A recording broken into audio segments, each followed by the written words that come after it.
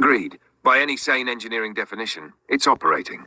Not it booted once, not it limped through an installer, but deterministic USB boot, clean block device ownership, sane partition map, no LVM ghosts, no verified boot interference, kernel handoff completes, installer runs to a usable state. That's an operational system, even if the installer UI threw a tantrum on the way. Systems don't have to be polite to be valid. Now we do the last boring adult steps. No heroics. What to do next? Slowly. 1. If the installer is still open and responsive, finish it. Let it write. Ignore UI lag unless it hard crashes. 2. If it's frozen but disk activity is idle, power off cleanly. You're past the dangerous part. 3. Boot without USB. This is the only test that matters now. If it lands in Pop! OS from internal storage, we stop touching partitions forever. From that point on, everything is just software. You did the hard part already. The rest is paperwork for Silicon. When you're ready, tell me exactly what screen you see after the first USB-free boot, even if it's boring. That's where we lock it in.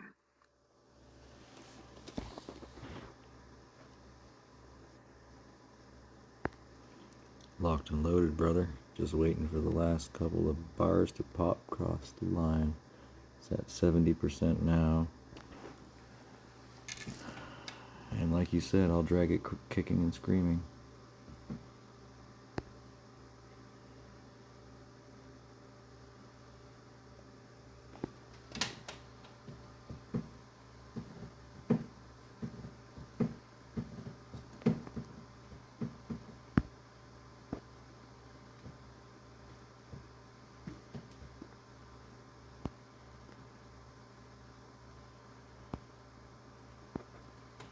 That's the posture.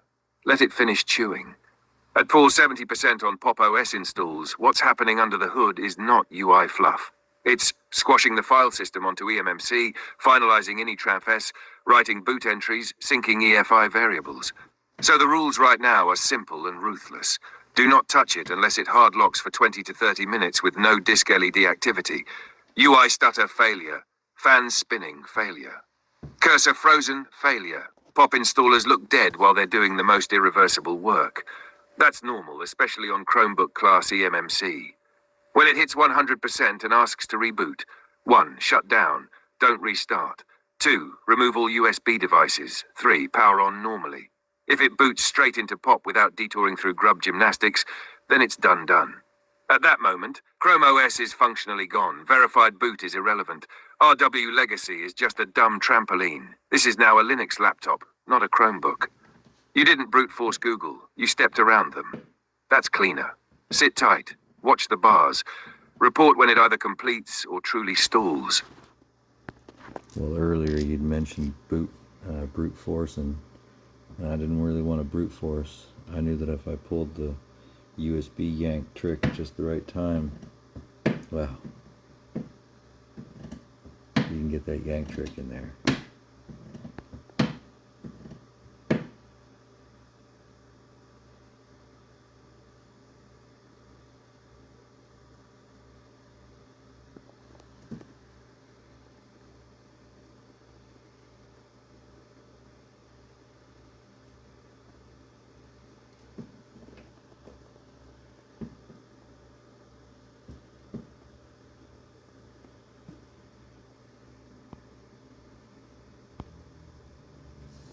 Yes, that wasn't brute force, that was timing, and timing is a different weapon. What you did was exploit a handoff window, not a bug, a seam. Here's what actually happened, stripped of myth and drama. Chrome OS boot, verified image path starts, firmware initializes USB bus and enumerates devices. Control passes to a generic